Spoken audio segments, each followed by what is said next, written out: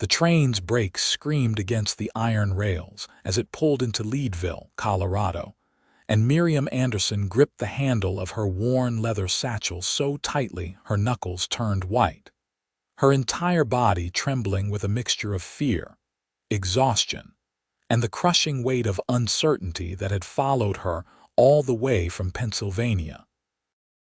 It was October 1878, and the autumn air bit sharp and cold at this altitude, nearly 2 miles above sea level, where the Rocky Mountains stood like ancient sentinels around the mining town. Miriam stepped onto the wooden platform, her legs unsteady after 3 days of constant travel, and the reality of what she had done crashed over her like an avalanche. She had answered an advertisement in the newspaper, exchanged a handful of letters with a man named Robert Hayes, and traveled halfway across the country to marry a complete stranger because staying in Philadelphia had become impossible after her father's business partner had tried to force himself on her, and her father had chosen to believe his friend over his own daughter. The platform bustled with activity. Miners covered in dust from the silver mines streamed past her, their faces hard and weathered. Women in practical calico dresses hurried by with market baskets. Dogs barked. Someone shouted about freight. And Miriam stood there shaking, searching the crowd for a man she would only recognize from the single photograph he had sent, a formal portrait that showed a stern-faced man with dark hair and serious eyes. Miss Anderson. She turned toward the voice and found herself looking up at a tall man in worn denim and a dusty brown hat. He was not the man from the photograph. This man was younger, probably around 28 to her 22 years, with sandy hair that caught the afternoon light and eyes the color of summer grass. He had a strong jaw shadowed with stubble and an expression of genuine concern as he looked at her trembling form. "I am Miriam Anderson," she managed to say, though her voice came out barely above a whisper. "I am supposed to meet Robert Hayes." The man removed his hat, and she noticed how his calloused hands moved with a gentleness that seemed at odds with their obvious strength. "My name is Russell Harper. I work the ranch next to Robert's property. He asked me to meet the train because he got called away to Denver on urgent business this morning, something about a land dispute that could not wait." Miriam felt the earth tilt beneath her feet. She had traveled all this way, had burned every bridge behind her, and the man she was supposed to marry had not even bothered to be here when she arrived. The shaking that had started as nervousness transformed into something deeper, a bone-deep tremor of panic and despair. Russell stepped closer, his voice dropping to a soft murmur that somehow cut through the noise of the busy platform. "You are safe here." Those 4 words, spoken with such quiet conviction, nearly undid her completely. Miriam felt tears spring to her eyes and she blinked them back furiously. She had promised herself she would not cry, would not show weakness, would face this new life with dignity no matter what awaited her. "I apologize," she said, forcing her spine straight. "The journey was long and I am simply tired." Russell's green eyes searched her face with an intensity that made her breath catch. "No need to apologize. You have traveled a considerable distance to a strange place. Anyone would be unsettled." He gestured toward a wagon parked near the platform. "Robert asked me to bring you to his ranch. It is about an hour's ride from town. I can take you to a boarding house if you would prefer to rest first." "No," Miriam said quickly. The sooner she reached her destination, the sooner she could begin to understand what her new life would look like. "I would prefer to go directly there, if you do not mind." Russell nodded and reached for her trunk, which the porter had set on the platform. He lifted it as though it weighed nothing and carried it to the wagon. Miriam followed, still clutching her satchel, and when he turned to help her up onto the wooden seat, His hand was warm and steady as she placed her gloved fingers in his palm. The touch lasted only seconds, but Miriam felt it like a spark of electricity, something she had never experienced in the brief, chaperoned courtships she had endured back in Philadelphia. She settled onto the hard wooden seat and arranged her dark blue traveling dress, smoothing the wrinkles that 3 days of train travel had pressed into the fabric. Russell climbed up beside her and took the reins, clicking his tongue to the 2 sturdy horses. The wagon lurched forward, and they left the bustling platform behind, heading down Leadville's main street, where buildings rose 2 and 3 stories tall, their false fronts painted with advertisements for dry goods, mining equipment, and saloons. "Leadville is growing fast," Russell said, breaking the silence that had settled between them. "Silver was discovered in '77, and people have been flooding in ever since. Population must be near 15,000 now, maybe more. It is rougher than what you are probably used to back east." "How did you know I came from the east?" Miriam asked, glancing at him. "Your dress, your accent, and the fact that most mail-order brides come from eastern cities where women outnumber men." He kept his eyes on the road, guiding the horses past a freight wagon loaded with mining timbers. "Not much opportunity for marriage there, I would imagine, while out here we have the opposite problem." "And what is that problem, Mr. Harper? Call me Russell, please.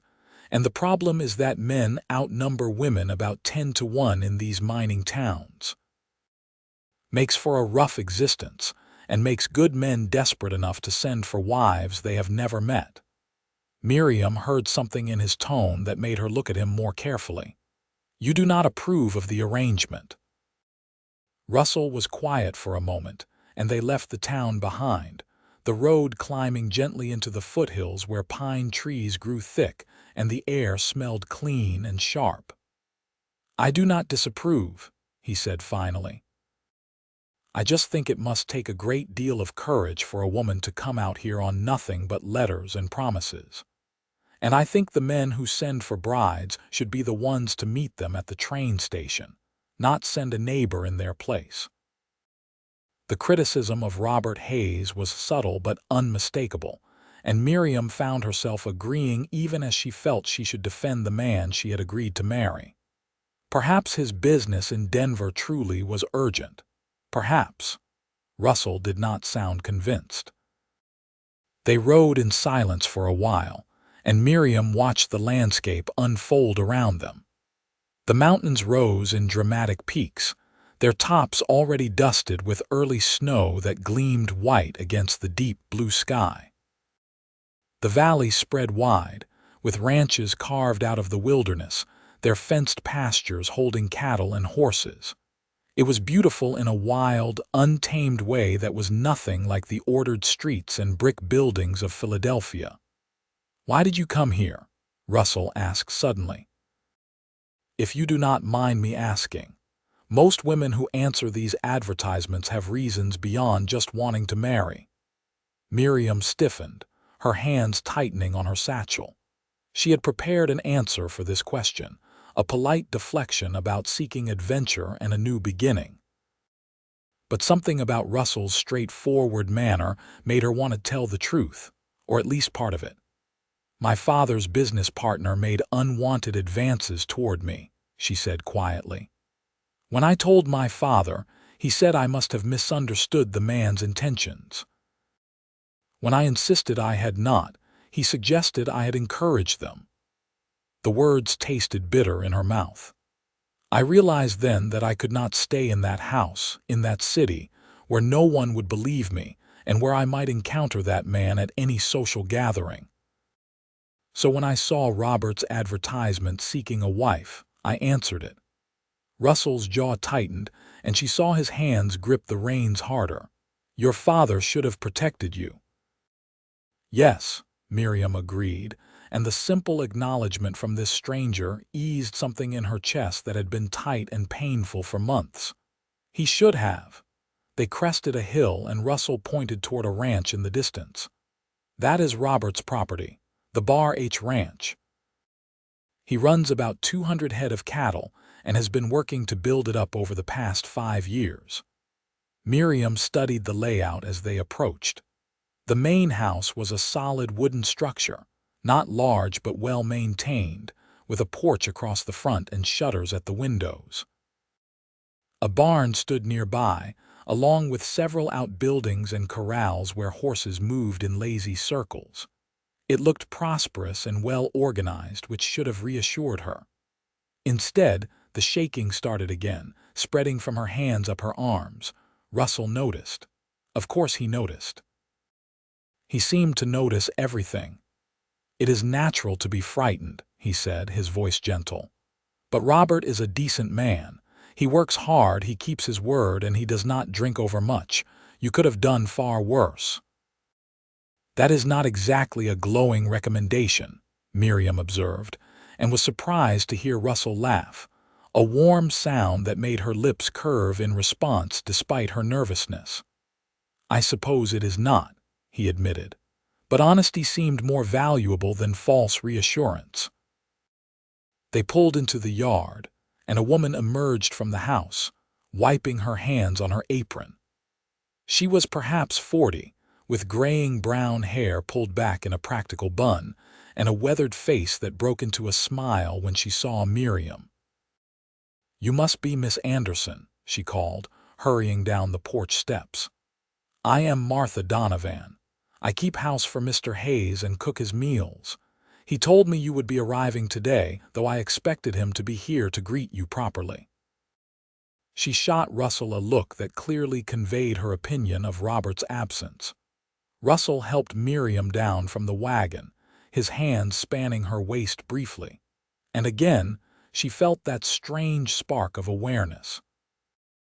Martha swept Miriam toward the house, chattering about the room that had been prepared and asking about her journey, while Russell unloaded the trunk. The inside of the house was clean and simply furnished, with a main room that served as kitchen and living space, and 2 doorways leading to what must be bedrooms. A fire crackled in the stone fireplace, and the smell of baking bread filled the air. It was warm and welcoming, yet Miriam could not shake the sense of unreality that had gripped her since stepping off the train.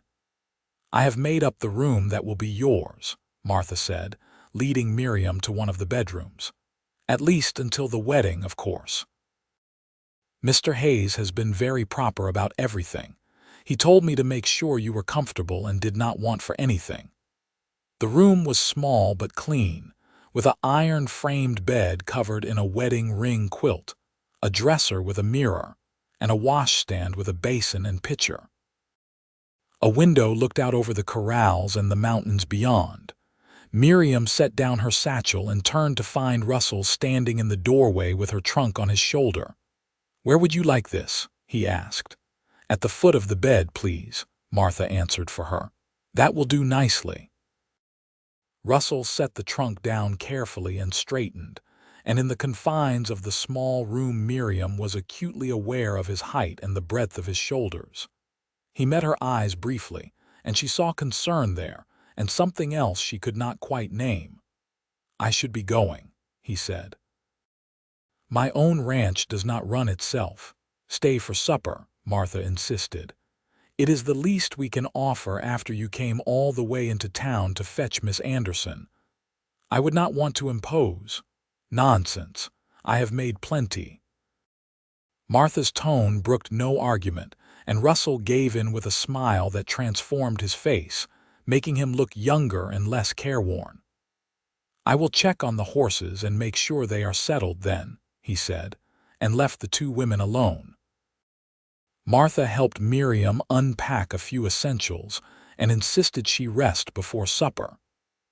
Miriam lay down on the bed, intending only to close her eyes for a moment, but exhaustion pulled her under like a dark tide, and she slept deeply for the first time in days. When she woke, the light outside had shifted toward evening, painting the mountains in shades of rose and gold. She could hear voices from the main room, low and conversational. Miriam washed her face in the basin, pinned up the dark hair that had come loose from her careful braid, and went to join them. Russell and Martha sat at the kitchen table, and Russell was helping her peel potatoes, which struck Miriam as unusual. Most men she knew would have considered kitchen work beneath them. He looked up when she entered, and again she felt that peculiar awareness that made her pulse quicken. "Did you rest well?" Martha asked. "Yes, thank you. I did not mean to sleep so long." "You needed it, clearly. Come, sit down. Supper will be ready soon." Miriam took a seat at the table, and Martha pushed a bowl of beans toward her. "You can help with these if you like, or you can just sit and keep us company." Miriam chose to help, falling into the familiar rhythm of preparing food. They worked in companionable silence for a while, and then Russell said, "I should probably tell you a bit more about Robert, since he is not here to speak for himself." Miriam set down the bean she had been snapping and gave him her full attention. "He is 32, runs his ranch with 2 hired hands who bunk in the barn, and keeps mostly to himself," Russell said. "He came out here from Ohio about 8 years ago with some money his father left him and built this place from nothing. He is known as a fair man, honest in his dealings. But—" Miriam prompted, hearing the unspoken word. Russell hesitated, and Martha jumped in. "But he is not warm, if you understand me. He is not cruel or unkind, just reserved. He does not talk much about his feelings or what he is thinking. He expects things done a certain way and appreciates order and routine."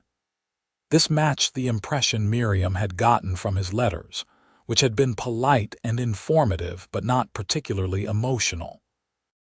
He had written about his ranch, about the practical aspects of life in Colorado, about his expectations for a wife who could manage a household and would not complain about the isolation. He had not written about love or affection, or any of the softer emotions that might exist between a husband and wife. But then, Miriam had not come here expecting love. She had come expecting safety and a measure of independence, a home where she would be the mistress and not under her father's authority. "I appreciate your honesty," Miriam said. "It helps to understand what I am facing." Russell's green eyes held hers. "What are you facing, though?" "You do not have to marry him if you do not want to. You could find work here in Leadville, or even return east if you chose." "With what money?" Miriam asked sharply. "I used nearly everything I had to purchase my train ticket. And I have no family who would take me in now, not after I defied my father's wishes by leaving." She took a breath, forcing herself to remain calm. "Besides, I made an agreement with Robert Hayes. I intend to honor it." "Even though he could not be bothered to honor you enough to be here when you arrived." Russell's voice had an edge to it now. "Russell," Martha said warningly. "No, it is fine," Miriam said. "Mr. Harper has a point. But I am not the first woman to marry a man she does not love and will not be the last. At least Robert Hayes is offering me a home and a measure of security. That is more than I had in Philadelphia." The words came out more harshly than she intended, and she saw Russell flinch. She immediately regretted her tone, but before she could apologize, Martha announced that supper was ready, and they all busied themselves with setting out the food. The meal was simple but delicious. Beef stew with fresh bread and butter, and Martha kept the conversation flowing with questions about Philadelphia and stories about Leadville's colorful characters. Russell was mostly quiet, but Miriam caught him watching her several times with that same intense, searching gaze that made her feel simultaneously exposed and understood. After supper, Russell insisted on helping clean up despite Martha's protests, and then he retrieved his hat and jacket. "I should head home before it gets too dark." Miriam walked him to the door, feeling she owed him some acknowledgement of his kindness. "Thank you, Mr. Harper, for meeting me at the train and bringing me here safely, and for your concern. Russell, he corrected, and you are welcome. He paused with his hand on the door frame. My ranch is about 2 miles northeast of here, just on the other side of that ridge. He pointed toward the darkening mountains. If you ever need anything, anything at all, you can find me there. There was something in the way he said it that made Miriam's breath catch. That is very kind of you. It is not kindness. He held her gaze for a long moment. It is a promise. Then he was gone, the sound of his horses' hooves fading into the evening. Miriam stood in the doorway until Martha called her back inside, her mind full of questions she could not quite articulate. The next 2 days passed in a strange limbo. Robert Hayes did not return from Denver, though he sent a telegram saying the land dispute was more complicated than expected, and he would be back by week's end. Martha kept Miriam busy learning the routines of the household, showing her where supplies were kept, how the stove worked, and what tasks needed doing. The 2 hired hands, rough men named Jack and Pete, took their meals at the bunkhouse and largely kept to themselves, though they were polite enough when their paths crossed with Miriam's. But it was Russell who dominated Miriam's thoughts.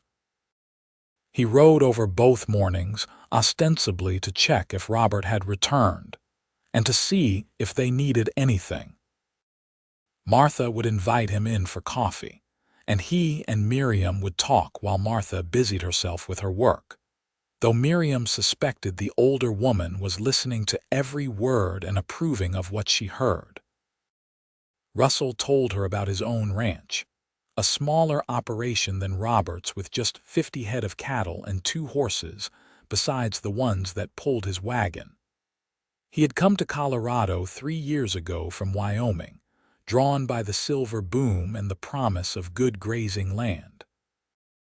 He had saved money working as a ranch hand, and then bought his property with plans to build it slowly into something substantial. Miriam found herself telling him things she had never told anyone. About how her mother had died when she was 12, and how her father had remarried within a year to a woman who saw Miriam as competition for her father's attention. About how she had loved books and learning, but had been told that too much education would make her unmarriageable. About how trapped she had felt in Philadelphia society, where every word and action was judged and found wanting. You should not have had to run away, Russell said quietly on the second morning, when they sat on the porch steps watching the sunrise paint the mountains gold. You should have been protected and valued. But I was not, Miriam replied simply. So I made my own choice to come here, and now I must live with it. Do you regret it? Miriam considered the question carefully. I do not know yet. Ask me again in a month. Russell smiled at that, and Miriam found herself smiling back, and for a moment the world narrowed to just the 2 of them and the clear morning light, and the possibility that perhaps she had not made a terrible mistake after all. But then Martha called them for breakfast, and the moment passed. That afternoon, a rider came from town with another telegram from Robert. The land dispute had been settled in his favor, but he had business now with the bank regarding a loan and would be detained until at least Monday. It was Friday. Miriam read the telegram and felt a complicated mixture of relief and frustration. She should be anxious to meet the man she was supposed to marry, to get the uncertainty over with. Instead, she found herself grateful for the delay. Russell did not come by on Saturday, and Miriam was surprised by how much she missed his presence. She helped Martha with the washing and the baking, and in the afternoon she walked out to explore the immediate area around the ranch. The hired hands had taken the cattle to new grazing, and the place felt almost deserted except for the chickens scratching in the yard and the horses in the corral. Sunday morning, Martha announced they would attend church in town, and Miriam dressed in her best dress, a dove gray wool that was somber but well made. They took the wagon, and Martha drove with practiced ease down the road to Leadville. The church was a simple wooden building with a bell tower, and it was packed with people when they arrived. Miriam felt eyes on her as she followed Martha to a pew near the front. She kept her gaze forward, her spine straight, and tried not to think about the whispers that followed her like a wake. She was the mail-order bride who had arrived but not yet married, whose intended groom had disappeared to Denver and left her in an ambiguous position. Of course people would talk. The service began, and Miriam focused on the minister's words, trying to find comfort in the familiar rhythms of worship. But then someone slid into the pew beside her, and she caught the scent of hay and soap and leather. She did not need to look to know it was Russell. "Good morning," he whispered, and she felt his warmth along her side even though they were not quite touching. "Good morning," she whispered back, and then the congregation stood to sing, and Russell's voice joined hers, a pleasant baritone that blended with her soprano in a way that felt strangely intimate.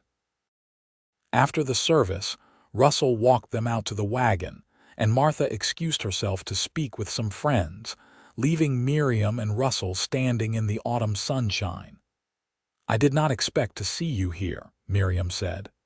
"I do not usually come to services," Russell admitted. "But I heard Martha mention yesterday that she would be bringing you today, and I thought you might appreciate a friendly face in the crowd." The simple thoughtfulness of it made Miriam's throat tight. "Thank you. Would you like to take a walk?" Russell asked. "Leadville has grown a great deal, but there are still some pleasant spots. I could show you around a bit." Miriam knew she should probably decline. She was, technically, engaged to another man, and spending time alone with Russell was not entirely proper. But Martha had seen them talking and was making no move to intervene, and Miriam found herself nodding. They walked down the main street, which was quieter on Sunday morning with many of the saloons closed and the miners either in church or sleeping off Saturday night's revelries. Russell pointed out landmarks: the Tabor Opera House, where famous actors performed, the Leadville Hotel, which was the finest in town, the newspaper office where the Chronicle was printed twice a week. They turned onto a side street that led away from the commercial district, and Russell guided her to a small park where cottonwood trees grew along a creek. Someone had built benches, and they sat down, watching the water flow clear and cold over smooth stones.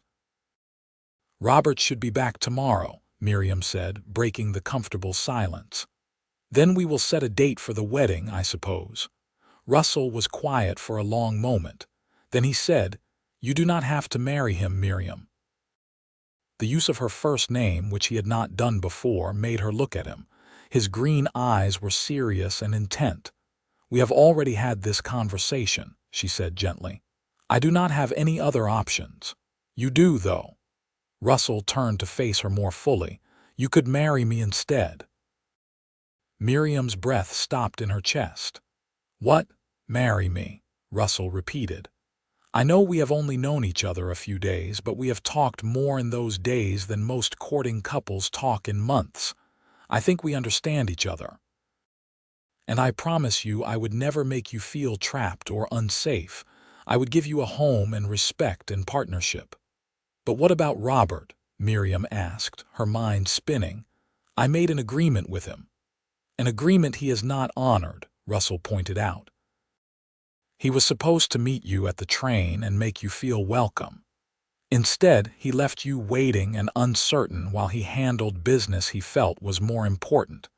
Is that the kind of husband you want? One who will always put other things before you? And what kind of husband would you be?" The question came out sharper than Miriam intended, a defense against the hope that was blooming dangerously in her chest. Russell reached for her hand, his work-roughened fingers gentle as they closed around hers. "The kind who would have moved heaven and earth to be there when you stepped off that train. The kind who would have whispered that you were safe and meant it with every fiber of his being. The kind who would spend his life trying to make you happy. Miriam felt tears prick her eyes. Why? You barely know me. I know enough. Russell's thumb stroked across her knuckles, a gesture so tender it made her ache. I know you are brave and honest and strong. I know you have been hurt, and yet you still have kindness in you. I know that when you smile, really smile, it feels like the sun coming out from behind clouds. I know that I think about you constantly, and that the idea of you marrying Robert Hayes feels like a knife in my gut. Russell, Miriam whispered, but she did not know what else to say. The sensible part of her mind was listing all the reasons this was impossible, impractical, potentially disastrous. But her heart was singing a different song entirely. Just think about it, Russell said. You do not have to decide right now, but know that the option exists. Know that I would be honored beyond measure if you would have me. Before Miriam could respond, they heard Martha calling her name, and the moment shattered. They walked back to the wagon in silence, Russell's hand still holding hers until they reached the main street where propriety demanded they separate. The ride back to the ranch passed in a blur, Martha chattering about the service and the people she had spoken with, while Miriam's mind replayed Russell's proposal over and over. Could she really do it? Could she break her agreement with Robert and marry Russell instead? That night, lying in her narrow bed, Miriam thought about the two men and the two futures they represented. Robert Hayes offered stability and established ranch security. He was older, settled, responsible. Their marriage would be practical and orderly. Russell Harper offered uncertainty, a smaller ranch that was still being built, risk. He was younger, more impulsive perhaps, but there was something between them, a connection she had never expected to find. Their marriage would be based on feeling, on the strange chemistry that had sparked between them from the first moment. Miriam had always been practical. She had answered Robert's advertisement precisely because it was sensible and safe. But lying there in the dark, she let herself imagine what it would be like to choose based on her heart instead of her head. To choose the man who made her pulse quicken and her breath catch. To choose Russell. Monday arrived cool and overcast, with clouds building over the mountains and the smell of coming rain in the air. Martha was baking pies when a rider came into the yard just before noon. Through the window, Miriam saw a man dismount from a large bay horse, and she knew immediately it was Robert Hayes. He was taller than she had expected from the photograph, broad-shouldered and solid, with dark hair going gray at the temples. His face was stern, with deep lines around his mouth that suggested he frowned more often than he smiled. He wore good quality clothes, a dark suit coat over denim pants and polished boots, and he moved with the confidence of a man who knew exactly what he wanted from life. Martha went to greet him, and Miriam heard their voices, low and indistinct. Then Martha called her name, and Miriam smoothed her skirt, checked that her hair was neat, and went out to meet the man she had traveled halfway across the country to marry. Robert Hayes looked her over with a thorough, assessing gaze that made her feel like livestock being evaluated at market. Then he nodded once, apparently satisfied with what he saw. "Miss Anderson," he said, his voice deep and even. "I apologize for not being here to greet you when you arrived. Business took me to Denver unexpectedly." "So I was told," Miriam replied, keeping her voice calm and polite. "I hope the matter was resolved satisfactorily." "It was," he gestured toward the house. "Shall we go inside and talk?" They sat at the kitchen table, Martha having conveniently found work to do in the other room, and Robert laid out his expectations with the same straightforward manner he might use to discuss a cattle purchase. He wanted a wife who could manage the household, cook and clean with Martha's help, entertain occasionally when business required it, and eventually provide children. In return, he would provide for all her material needs, treat her with respect, and expect her to defer to his judgment on all important matters. "You have any questions?" he asked when he finished. Miriam had 1,000 questions, none of which seemed appropriate to ask. Instead, she said, "When would you want the wedding to take place?" "Saturday, if that suits you. The minister can come here to the ranch and we can have a small ceremony. No point in making a big fuss." No point in celebrating one of the most important days of her life, Miriam thought, but she did not say it aloud. "Saturday is fine." "Good." Robert stood, clearly considering the conversation finished. "I need to check on the cattle." "We will have supper together tonight and you can tell me more about yourself then." He left, and Miriam sat at the table feeling numb. This was her future, laid out in practical terms with no romance, no warmth, no joy. Just an arrangement, a contract, a business deal. She thought about Russell, about his green eyes and gentle hands, and the way he had said her name like it was something precious. She thought about his proposal, offered with hope and vulnerability. She thought about which future she truly wanted.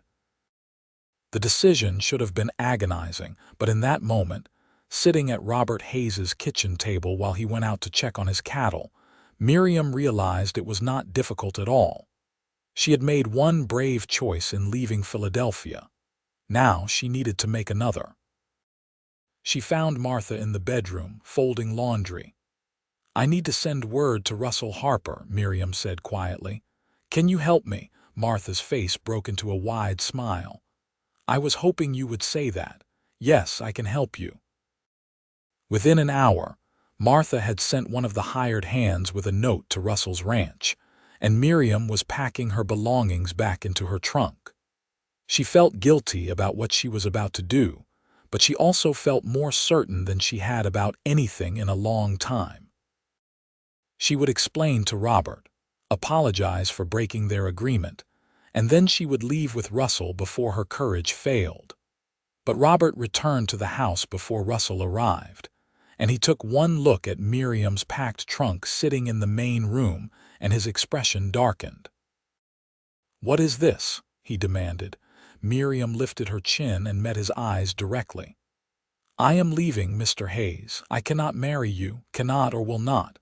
"Both." Miriam's voice was steady, though her heart pounded. "I apologize for breaking our agreement. I know you went to effort and expense to bring me here. But I have realized I cannot enter into a marriage without affection, and you and I do not suit each other." Robert's jaw tightened. "You do not suit me. I am offering you a good home, financial security, a respected position in the community. What more could you want?" "I want to be valued," Miriam said quietly. "I want to be chosen, not just selected because I met certain criteria. I want a partner, not an employer." "And where exactly do you think you will go?" Robert's voice rose slightly. "You have no money, no family here. You will end up in one of the saloons in town. Mark my words. She will be with me."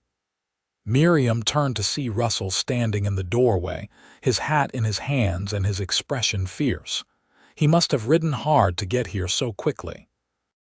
He stepped into the room, positioning himself slightly in front of Miriam, a protective gesture that was not lost on Robert. "Harper," Robert said flatly, "I should have known you would be involved in this." "Miriam is not a possession to be fought over," Russell said evenly. "She has made her choice, and you need to respect it." "Her choice?" Robert's laugh was bitter.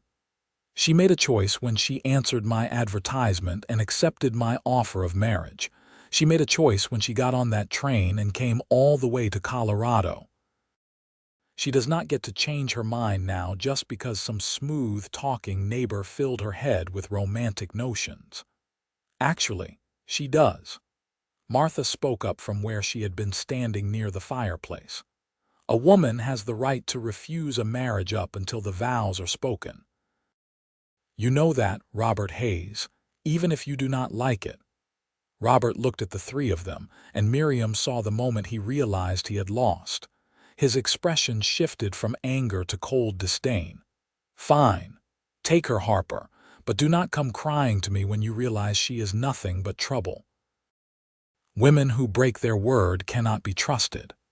The word stung, but Russell stepped forward, his voice low and dangerous. "You will not speak about her that way. She came here in good faith to a man who could not even be bothered to meet her at the train station. She gave you a chance, and you were too blind and too proud to see what you were being offered. That is your failure, not hers." For a moment, Miriam thought Robert might actually swing at Russell, but then he simply turned away, his shoulders rigid. "Get out of my house, both of you." Russell picked up Miriam's trunk and took her elbow gently. "Come on, let us go." Miriam looked at Martha, who was wiping her eyes. "Will you be all right?" "I will be fine, dear girl. Robert is angry now, but he will get over it. He always does." Martha came forward and hugged Miriam quickly. "You made the right choice. Now go be happy." They loaded Miriam's trunk into Russell's wagon, and she climbed up beside him, her legs shaking again, but this time from relief and fear and excitement all mixed together. Russell snapped the reins, and the horses moved forward, carrying them away from the Bar H ranch and toward whatever future awaited them. They had gone about a mile when Russell pulled the wagon to a stop at the top of a rise where they could see out over the valley. He turned to look at Miriam, his green eyes searching her face. "Are you sure?" he asked. "Truly sure? Because if you have any doubts, I can take you back to town, set you up at the boarding house, give you time to think."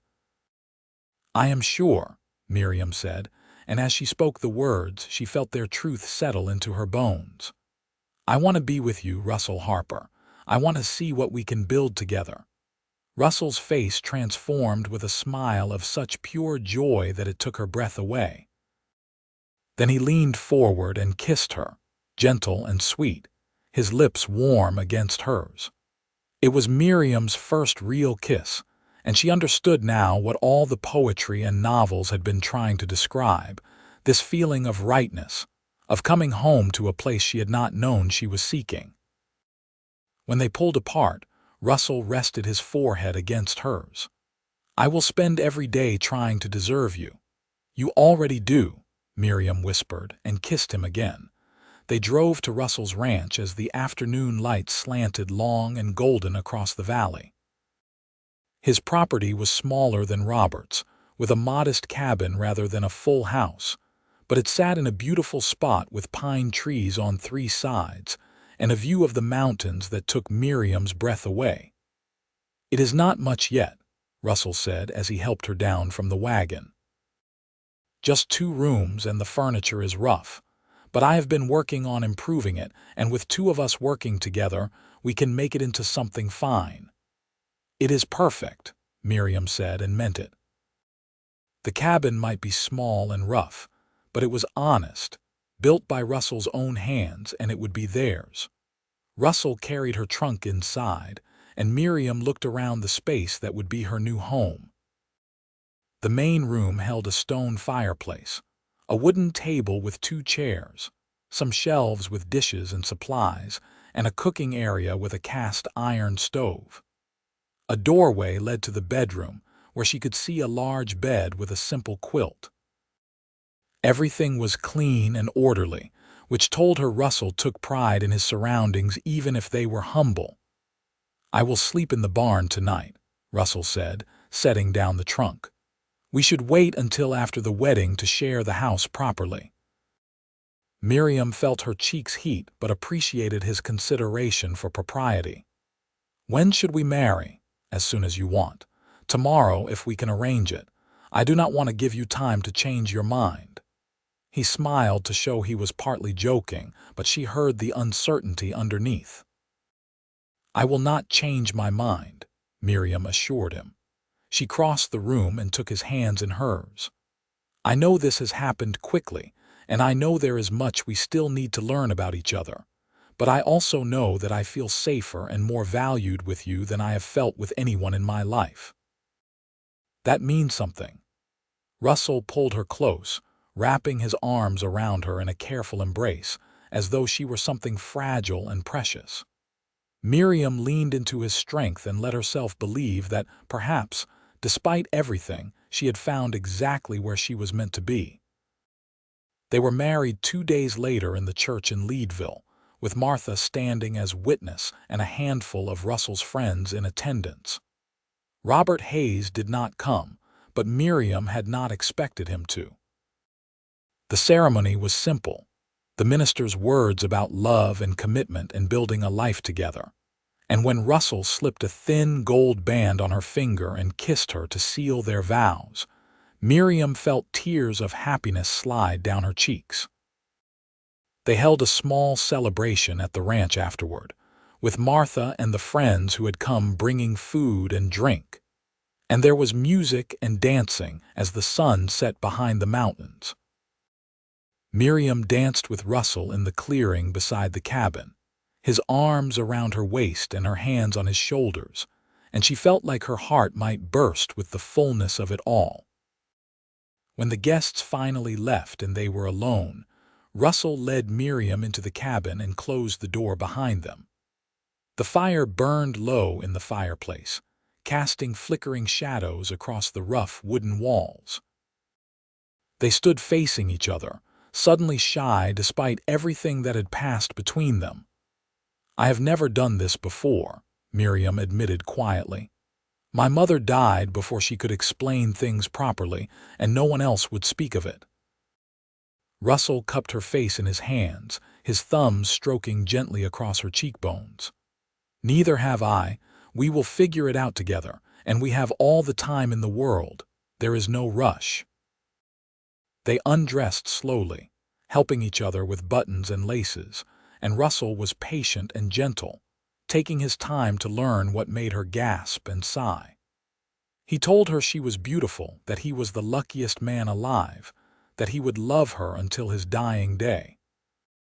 And when they finally came together, there was a moment of pain that gave way to pleasure, and Miriam understood that this, too, was part of building a life with someone, this physical connection that was both vulnerable and powerful. Afterward, they lay tangled together in the big bed, Russell's hand stroking through her unbound hair, and Miriam felt at peace in a way she had never experienced before. She had taken a terrifying leap of faith, and instead of falling, she had found wings. The next months passed in a blur of work and laughter and slowly deepening love. Winter came to the high country, bringing deep snow that isolated the ranch for days at a time. Miriam learned how to manage in the harsh conditions, how to keep the fire going and the animals fed, how to make a little go a long way when supplies ran low. Russell taught her to ride, putting her on his gentlest mare and leading her around the corral until she found her balance and confidence. They worked together to improve the cabin, adding shelves and a proper pantry, hanging curtains Miriam sewed from fabric Russell brought back from town. They talked for hours every evening, sharing stories of their childhoods, their dreams for the future, their fears and hopes, and everything in between. Russell told her about his parents who had died of fever when he was 16, leaving him to make his own way in the world. Miriam told him about the loneliness of growing up with a father who valued propriety over affection, and a stepmother who saw her as a burden. They healed old wounds together, offering each other the understanding and acceptance they had both craved. And slowly, carefully, they built something solid and true. In February, Miriam realized she was pregnant. She had missed her monthly courses twice, and she felt queasy in the mornings and her breasts were tender. She told Russell one evening as they sat by the fire, and she watched his face transform with wonder and joy. "A baby," he said, his voice hushed. "We are going to have a baby." "Are you happy?" Miriam asked, though she could see that he was. Happy does not begin to cover it. Russell knelt in front of her chair and laid his hand gently on her stomach. "You have given me everything, Miriam. A home, a purpose, a future. And now a child. How could I be anything but overjoyed? They prepared for the baby's arrival through the spring and summer. Russell building a cradle from pine wood and Miriam sewing tiny clothes and blankets. Martha came to visit often, bringing advice and supplies and her own memories of raising children. The older woman had become a dear friend, a bridge between Miriam's old life and her new one. In late September of 1879, nearly a year after Miriam had stepped off the train in Leadville, she went into labor. Russell rode like mad to fetch the doctor from town, and Martha came to stay with Miriam, holding her hand and talking her through the pain. The labor was long and difficult, lasting through the night and into the next day, and there were moments when Miriam feared she would not survive it. But finally, as the sun reached its peak in the sky, the baby was born, a healthy boy with a strong set of lungs and his father's green eyes. Russell held his son with shaking hands, tears streaming down his face, and Miriam had never seen anything more beautiful than her husband cradling their child. They named him Thomas, after Russell's father, and he became the center of their world. Russell doted on the boy, carrying him around the ranch in a sling, talking to him constantly even though Thomas was too young to understand. Miriam nursed him and rocked him and sang him the lullabies her mother had once sung to her. Life was not easy. The ranch demanded constant work, and money was often tight. There were harsh winters when they worried about the cattle, dry summers when the grazing was poor, and always the uncertainty of trying to build something lasting in an untamed land. But they had each other, and that made all the difference.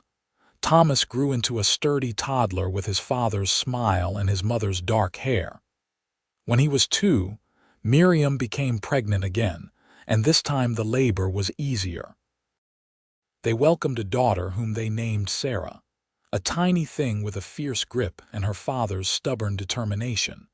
Russell's ranch prospered slowly but steadily. He added to his herd, built a proper barn, and hired a young man to help with the heavy work. Miriam kept the household running, managing their limited resources with skill, and she started a kitchen garden that provided vegetables through the growing season. They became part of the community in Leadville, attending church regularly, helping neighbors when trouble struck, and earning a reputation as hardworking and honest. Miriam never saw Robert Hayes again. He eventually married a widow from Denver, and by all accounts, it was a practical arrangement that suited both parties. Miriam wished him well and felt no regret for the choice she had made.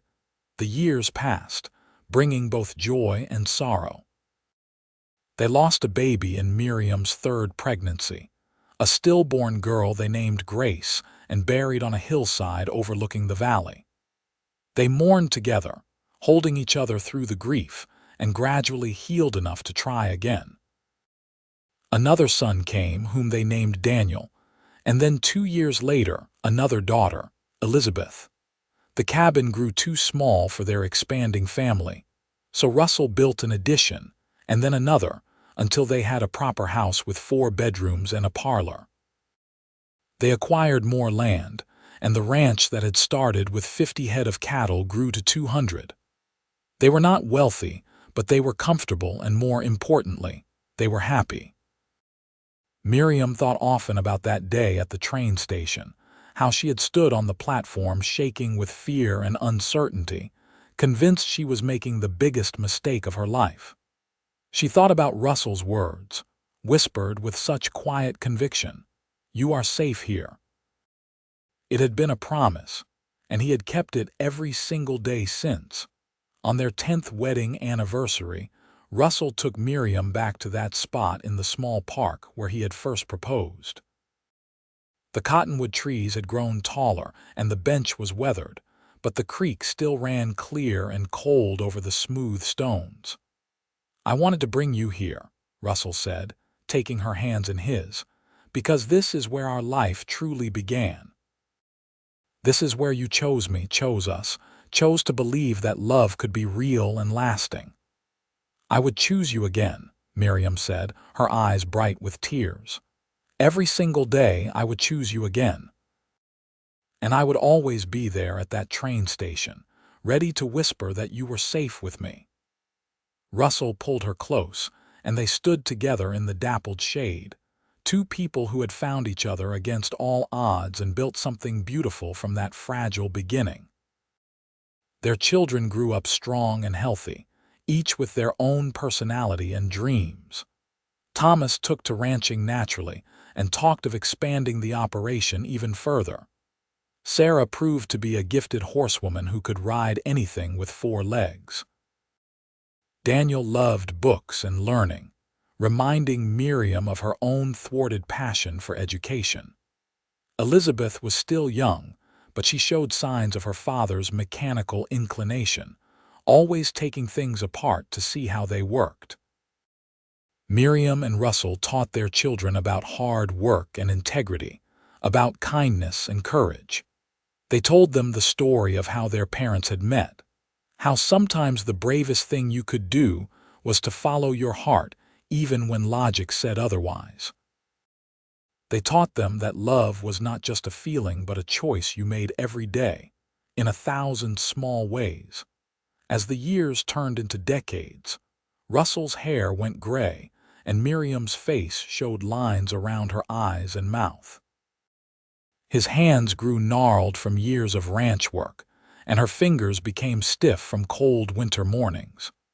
But they still reached for each other in the night, still found comfort in each other's presence, still fell asleep talking and woke up grateful for another day together. The Wild West changed around them. Leadville's silver boom eventually went bust, and many miners moved on to other strikes in other mountains. The town shrank but did not die, evolving into a more settled community. Railroads expanded, bringing more goods and more people. Colorado became a state in 1876, before Miriam had even arrived, but it continued to grow and develop, slowly losing its rough frontier character. But out on their ranch, some things remained constant. The mountains still rose in dramatic peaks against the sky. The cattle still needed tending through harsh winters. The land still demanded respect and hard work. And in the house that Russell had built with his own hands, love still flourished. When Thomas turned 20, he married a schoolteacher from Denver, a practical young woman named Helen who was not afraid of hard work. They built their own house on the northern section of the ranch, which Russell divided to give his eldest son a start. Miriam watched Thomas ride off with his new bride and remembered her own arrival, the fear and hope all mixed together, and she smiled at how life circled around. Sarah refused several marriage proposals, declaring she was not interested in being any man's property. She stayed on the ranch, working alongside her father and brother, earning the respect of every cowhand who tried to tell her what to do and quickly learned otherwise. Miriam supported her daughter's independence, having fought for her own autonomy and won it. Daniel attended college in Denver, studying to become a teacher, fulfilling Miriam's own abandoned dreams of education and learning. Russell was proud even though it meant losing his son's help on the ranch, understanding that each child had to forge their own path. Elizabeth, the youngest, remained close to home, content with the rhythms of ranch life and the beauty of the mountains. She married a neighboring rancher's son when she was 21, a good match that joined 2 properties and 2 families. Through it all, Russell and Miriam remained the steady center, the foundation upon which their children built their own lives. They grew old together with grace and gratitude, their love deepening with each passing year until it was simply part of who they were, as essential as breathing.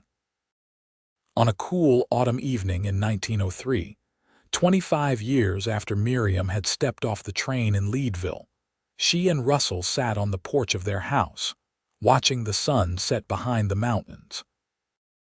Their grandchildren played in the yard, 5 of them now with more surely to come, their laughter ringing clear in the thin mountain air. "You remember what I said to you that first day at the train station?" Russell asked, his arm around her shoulders. "You said I was safe here," Miriam replied, leaning into his warmth. "And have you been? Safe, I mean."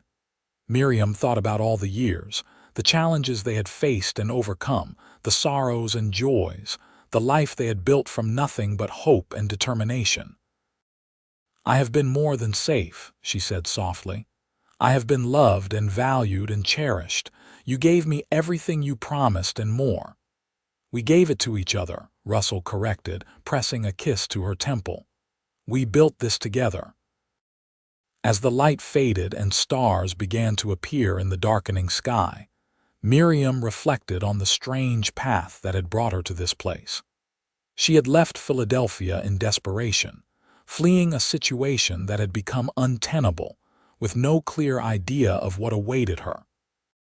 She had stepped off that train shaking with fear, and a cowboy with green eyes and gentle hands had promised her safety. But it had become so much more than safety. It had become home, family, purpose, and love that sustained her through every hardship and made every joy sweeter. The terrified young woman who had answered that mail-order bride advertisement would hardly recognize the confident, contented woman she had become. Their children eventually persuaded Russell and Miriam to slow down, to let the younger generation handle more of the heavy ranch work. They were in their late 60s by then, their bodies bearing the marks of decades of hard living at high altitude. But they remained active, Russell still riding out to check the cattle when the weather was fine, Miriam still tending her expanded garden and preserving food for winter. They had lived through the end of the Wild West and into a new century, had seen automobiles arrive in Leadville and electricity strung between buildings. The world was changing faster than they could sometimes comprehend.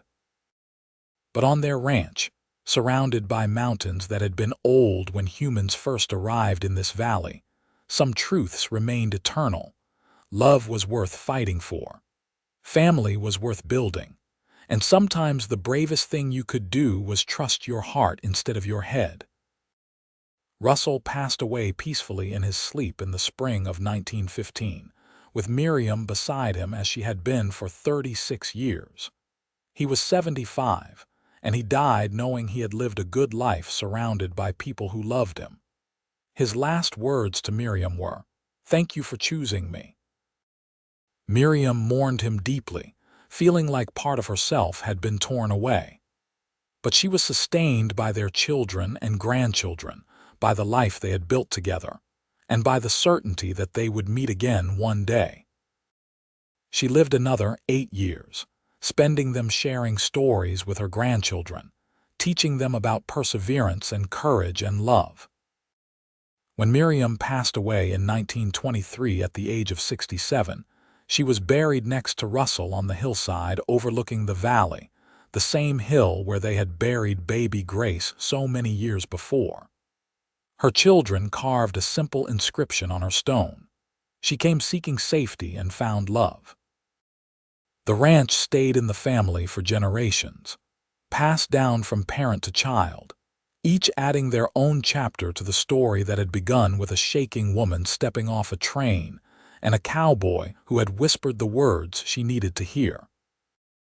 The house Russell built was expanded and modernized, but his original cabin room was preserved as a reminder of humble beginnings and extraordinary love.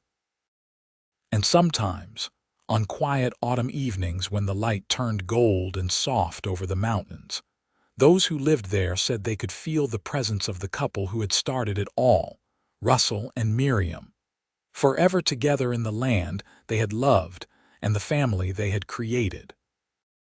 Their story became family legend, told and retold, about the mail-order bride who had the courage to choose her own fate, and the cowboy who had recognized something precious and been brave enough to fight for it.